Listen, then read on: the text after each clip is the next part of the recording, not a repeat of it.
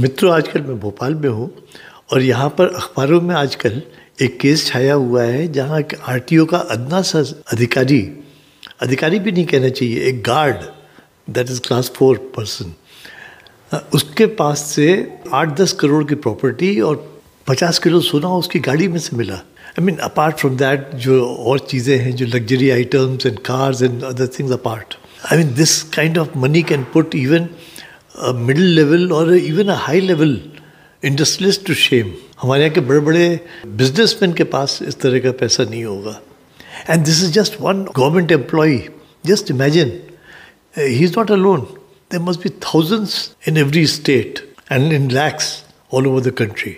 तो सवाल ये है कि जब हमारे प्रधानमंत्री कह रहे हैं न खाऊंगा न खाने दूंगा, पर सब जगह खाया जा रहा है, and in spite of his best efforts, he can't do anything about it. I mean, we are beating the wrong bush, or whatever we are doing is not good enough. मैं इसके बारे में सोच रहा था, तो मैं कंपेयर कर रहा था कि मान लीजिए मेरी बॉडी में जो फीवर है, that is like corruption, and I have to cure my fever.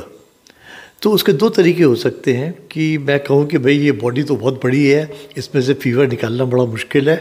I can do part by part. That is, I'll take this glass of water and put my finger in it, और फिर जब मैं निकालूंगा तो इसका temperature गिर गया, and मैं कहूँगा कि मैंने अपनी उंगली का टेम्परेचर ठीक कर लिया है, और थोड़ी देर बाद वो फिर से बढ़ जाएगा.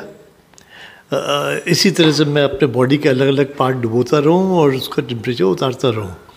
एक तरीका तो ये है, और दूसरा तरीका ये है कि आई टेक अ पिल, एक दवा, एक एंटीपायरेटिक खा लूँ और उससे टेम्परेचर मेरा उतर जाएगा.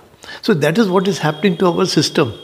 हम लोग एक एक जगह जाके एक एक आदमी को पकड़ रहे हैं, और 10 आदमी भले ही छूट जा रहे हैं, और वो आदमी वापस after some time will be back in business. तो करप्शन कहीं नहीं जा रहा, एंड हमारे एफर्ट्स पूरे हो रहे हैं. So what we really need is जड़ में इलाज, एंड जड़ में इलाज है जस्टिस.